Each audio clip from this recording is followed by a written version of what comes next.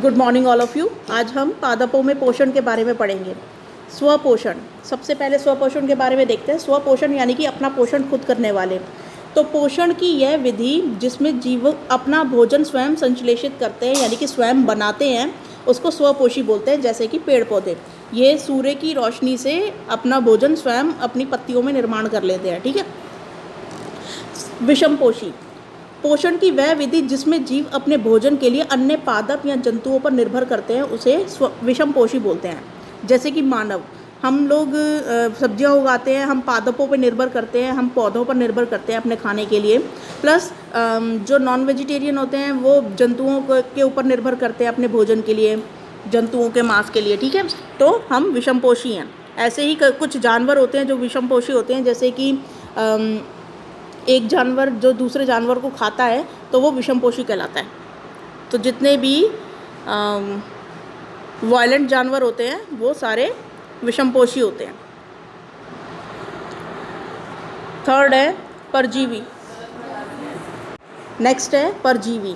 एक जीव, पादप या जंतु जो अन्य जीव के शरीर के अंदर या उसके शरीर पर रहता है तथा उससे अपना पोषण प्राप्त करता है, परजीवी कहलाता है।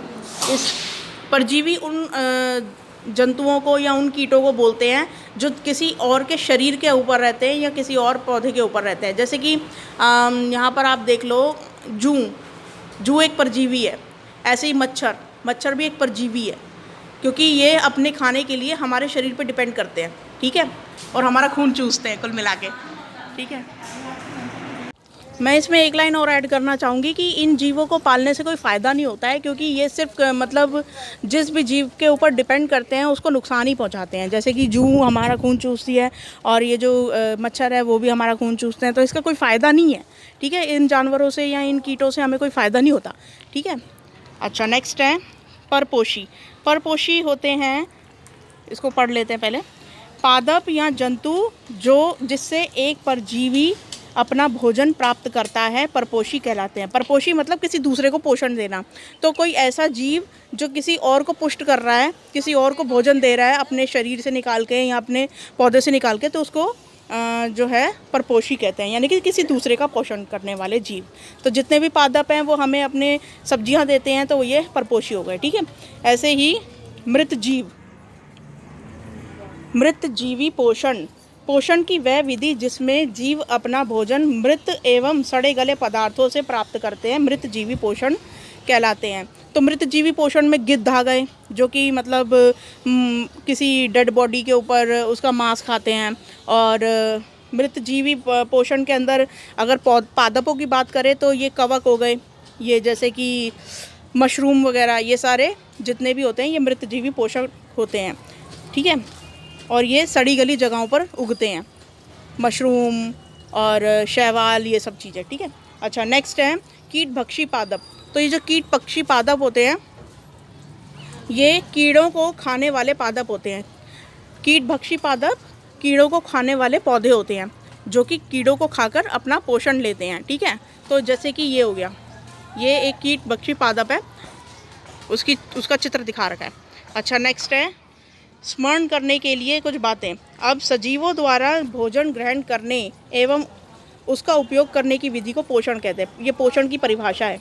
ठीक है। पोषण किसे बोलते हैं कि जब सजीवों द्वारा कुछ खाया जाता है और उनकी जो बॉडी होती है उसको पुष्टि मिलती है, तो उसको पोषण बोलते हैं। ठीक है। और पोषण की अनेक विधियाँ होती हैं।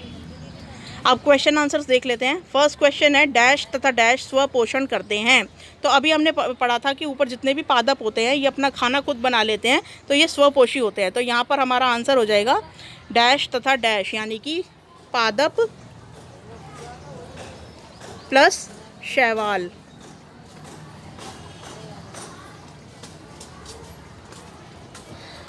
पादप प्लस शैवाल स्वपोषण करते हैं।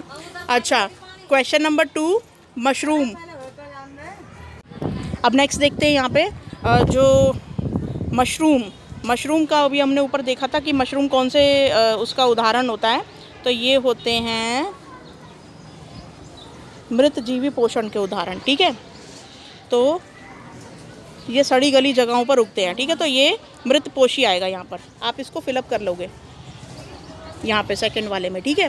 मशरूम मृत जीवी पोषण का उदाहरण होता है, तो यहाँ पे मृत जीवी आप फिलअप करोगे, पोषण ऑलरेडी लिखा हुआ है यहाँ पे, ठीक है।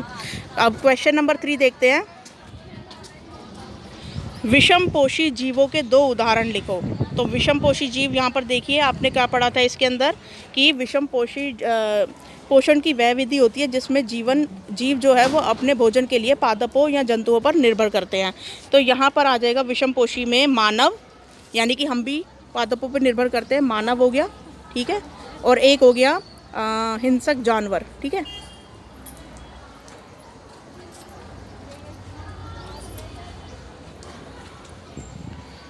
हिंसक जंतु,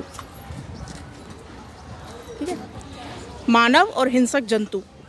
अच्छा, नेक्स्ट हो गया यहाँ पे क्वेश्चन नंबर 4। निम्नलिखित में से सही कथन चुनें। कीट भक्षी पादप अपना भोजन के लिए कीटों पर निर्भर करते हैं। अभी हमने पढ़ा था कीड़ों के खाने वाले पदार्थों को कीट भक्षी पादप बोलते हैं, एकदम सही है, ठीक है। अमरबेल परजीवी का एक उदाहरण है। हाँ, अमरबेल परजीवी का एक उदाहरण है। क्यों? क्योंकि जो अमरबेल होती है ना, ये जो दूसरे पेड़ों पर लटक जाती है, और इस पेड़ को जो ना उस अमरबेल से कोई फ़ायदा नहीं होता है, बस वो उसको सहारा देने के लिए, वो उस पर मतलब जैसे सहारा लेने के लिए ये अमरबेल लटक जाती है, और पेड़ को इससे कोई फ़ायदा नहीं होता है। ऊपर से वो उसी का जो है ना मतलब खाना और उसी का जो पानी है नीचे से चूस रही होती है। तो ये भी एकदम सही है आंसर कि मतलब अमरबेल एक परजीवी का उदाहरण है, ठीक है। तो इस तरीके से हमारा ये आज का जो वर्कशीट है ये कंप्लीट होती है। Thank you.